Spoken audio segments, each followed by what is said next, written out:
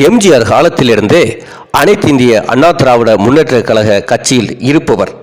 தமிழ்நாடு பாடநூல் தலைவராக அண்ணா திராவிட முன்னேற்ற கழக ஆட்சியில் இருந்தவர்.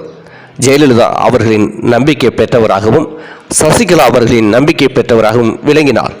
ஜெயலலிதா அவர்கள் இருந்த பிறகு சசிகலா அம்மையாருக்கு ஆதரவாக திகழ்ந்தார். எடப்பாடி அவர்கள் கூவத்தூரில் சசிகலா அவர்களால் முதலமைச்சராக பதவி வைப்பதற்கு சசிகலா அம்மையாருக்கு முழு ஆதரவாக செயல்பட்டவர். சிறந்த பேச்சாளர், அனைத்து இந்திய அண்ணா திராவிட முன்னேற்ற கழகத்தின் முன்னாள் அமைச்சர். அனைத்து இந்திய அண்ணா திராவிட முன்னேற்ற கழக கட்சியில் தலைவர்களில் முக்கியமானவர் திருமதி ப. வளர்மதி அவர்கள் 1957ஆம் ஆண்டு அக்டோபர் 20ஆம் தேதி அச்சம்பத்து கிராமத்தில், மதுரை அருகில் உள்ள கிராமத்தில் பிறந்தார். ஆரம்ப காலத்தில் அரசியல் ஆர்வம் ஏற்பட்டு அனைத்து இந்திய அண்ணா திராவிட முன்னேற்ற கழக கட்சியில் இணைந்தார். சிறந்த பேச்சாளராகவும் வளர்ந்தார்.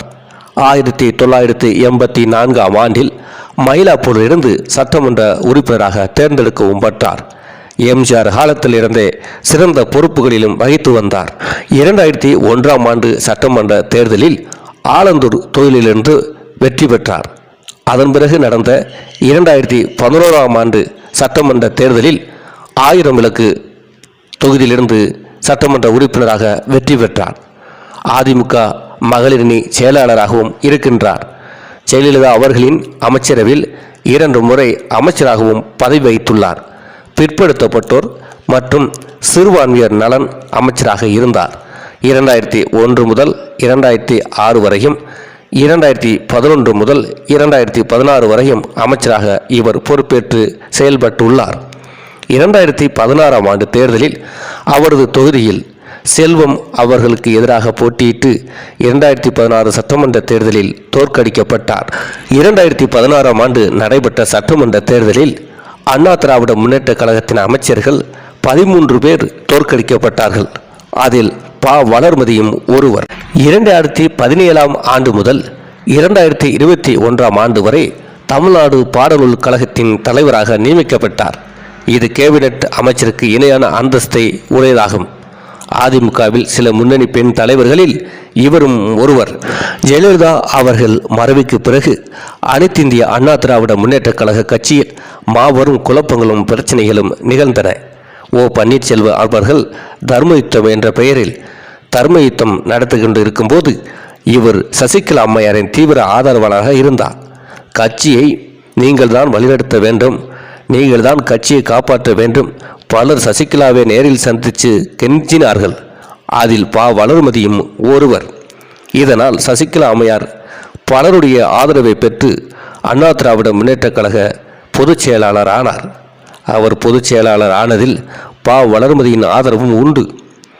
கட்சியும் ஆட்சியும் எம்ஜிஆர் காலத்திலிருந்து அம்மா காலம் வரைக்கும் அது ஒருவரிடம்தான் இருந்தது என்று சொல்லி கட்சியும் சசிகலா அவர்களை வழிநடத்த வேண்டும் என்றும் சசிகலா அவர்களை முதலமைச்சராக இருக்க வேண்டும் என்றும் எல்லோரும் வேண்டினார்கள்.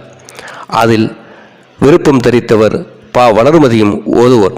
அந்த காலகட்டத்தில் சசிகலா அவர்களின் தீவிர ஆதரவாளராக இருந்தார். ஓ. பன்னீர்செல்வம் அவர்களை எதிர்த்தும் செயல்பட்டார். இந்த காலகட்டத்தில் 2017ஆம் ஆண்டு சசிகலா அம்மையார் மீது ஒரு வழக்கின் மீது தீர்ப்பு வர அவர் சிறை செல்ல வேண்டிய சூழல் வந்தது.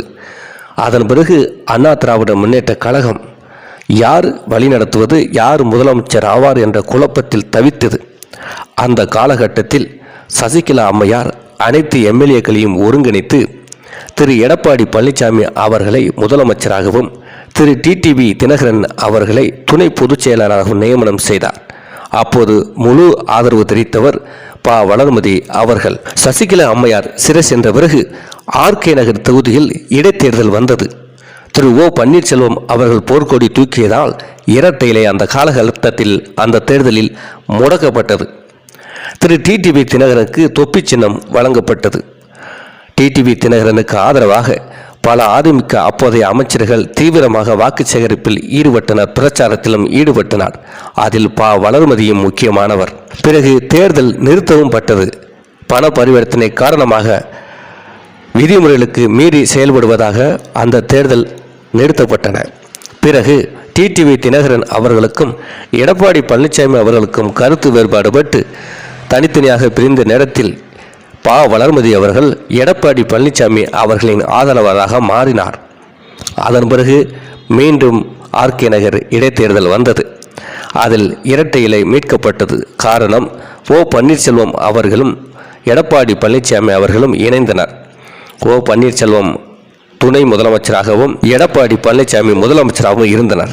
இந்த காலகட்டத்தில் தான் இரட்டை இலை அவருக்கு வழங்கப்பட்டு ஆர்கே நகர் தேர்தலை சந்தித்தது. அதில் சுயேட்சை சின்னத்தில் டிடிவி தினகரன் போட்டியிட்டார். குக்கர் சின்னம் வழங்கப்பட்ட நிலையில் அந்த தேர்தலில் போட்டியிட்ட டிடிவி தினகரன் மாபெரும் வெற்றியை பெற்று தான் ஒரு ஆளுமை தலைவராக நிரூபித்தார். அப்போது எடப்பாடி பழனிசாமிக்கும் ஆதரவாக செயல்பட்ட வளர்மதி போன்றவர்கள் அதிகமாக பிரச்சாரத்தில் பேசினார்கள். ஆனால் டிடிவி தினகரன் வெற்றி பெற்ற பிறகு இவருடைய பேச்சு கொஞ்சம் குறைந்தது. அதன் பிறகு அந்த தேர்தலிலேயே திராவிட முன்னேற்ற கழகம் டெபாசிட் இழந்தது. அண்ணா திராவிட முன்னேற்ற கழகம் படுதோல்வியை சந்தித்தது. அதன் பிறகு தொடர்ந்து பல தேர்தல்களில் அண்ணா திராவிட முன்னேற்ற கழகத்தை டிடிவி தினகரன் தோற்கடித்தார். ஏனென்றால் திரு எடப்பாடி பழனிசாமி அவர்களுக்கு எதிராக டிடிவி தினகரன் அம்மா மக்கள் முன்னேற்ற கழகம் என்ற கட்சியை தொடங்கினார். தொடர்ந்து 5%, 6% வாக்கு வங்கியை வைத்திருக்கும் டிடிவி தினகரன் அண்ணா திராவிட முன்னேற்ற கழக கட்சியை 10 தடவை தோற்கடித்தார். ஜனநாயக வழியில் தங்களும் இருந்தால்தான் அந்த கட்சி வெற்றி பெற முடியும் என்ற முறையில் அவர் தொடர்ந்து அதிமுகவுக்கு டஃப் கொடுத்து வருகின்றார்.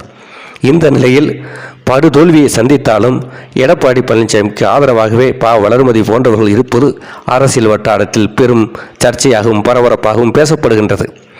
இறுதியாக 2024 தேர்தலில் எடப்பாடி பழனிசாமி தலைமையிலான அதிமுக மாபெரும் தோல்வியை சந்தித்தது. டெபாசிட் 7 தொகுதியில் இழந்தது. 12 தொகுதியில் 3ஆம் இடம் தள்ளப்பட்டது. சில தொகுதிகளில் நாம் தமிழர் கட்சி கூட பின்னுக்கு தள்ளப்பட்டது. ஆளுமையற்ற எடப்பாடி பழனிசாமியால் அந்த கட்சி அதல பாதாளத்துக்கு தள்ளிய போதும் வளர்மதி போன்ற எம்ஜிஆர் காலத்திலிருந்து அரசியல் செய்வர் கூட வாய்மொழி அமைதியாக இருப்பது ஆச்சரியத்தை அரசியல் வட்டாரத்தில் ஏற்படுத்தி கொண்டு இருக்கிறது. இதற்கிடையில் சசிகலா அம்மாள் சிறையிலிருந்து வெளியில் வந்தார். ஆனால் அவர் யாரும் சந்திக்கவில்லை. முழு ஆதரவாளராக இருந்த வளர்மதி போன்றவர் கூட சசிகலா அம்மையாரை சந்திக்கவில்லை.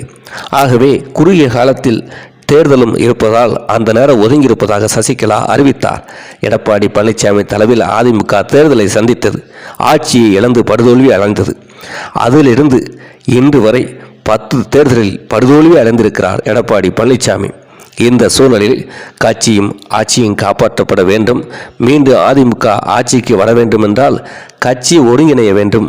சசிகலா அம்மையார், டிடிவி, ஓபிஎஸ் போன்றவர்கள் இணைந்தால்தான் கட்சி வெற்றி பெறும் என்ற குரல் அதிமுகவில் எழுந்துள்ளது. அண்ணா திராவிட முன்னேற்ற கழக கட்சியின் படுதோல்விக்கு காரணம் அதிமுகவில் முக்குளத்தூர் தேவர் சமுதாயத்தின் சேர்ந்த முக்கிய தலைவர்களாக பார்க்கப்பட்ட சசிகலா அம்மையார், பன்னீர்செல்வம், டிடிவி தினகரன் போன்றவர்களை கட்சியிலிருந்து நீக்கியது. முக்குளத்தூர் தேவர் சமுதாய மக்கள் எடப்பாடி தலைமையிலான அதிமுகவுக்கு எதிராக செயல்படுகிறார்கள். அதேபோன்று 10.5% இட ஒதுக்கீட்டிலும் 106 சாதிக்கு எதிராக எடப்பாடி பழனிசாமி செயல்பட்டதாலும் அதிமுக வாக்கு வங்கியை இழந்து தவிக்கிறது.